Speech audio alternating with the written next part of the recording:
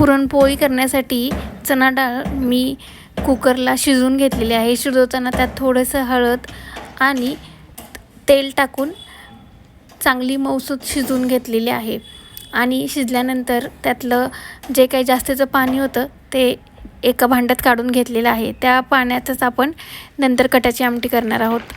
आता कुरकुरीत पालकाची भजी करणार आहे. तर मी ताजा पालक घेऊन तो छान बारीक कापून घेतला.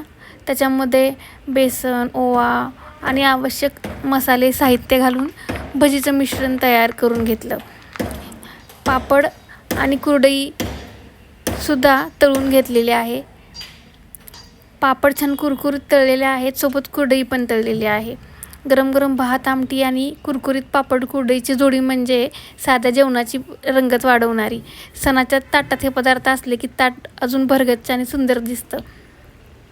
गरम गरम तेलात पापड कुरडई तळून घेतल्यानंतर मी पालकाची भजी सोडलेली आहेत. बाहेरून कुरकुरीत आणि आतून मऊ अशी पालकाची भजी खायला एकदम मस्त लागतात. गरम गरम भजी पाहिली की 1-2 खाऊन बघण्याचा मोह तर होतोच, पण आज आपला उपवास आहे, आज आपण खाऊ शकत नाही.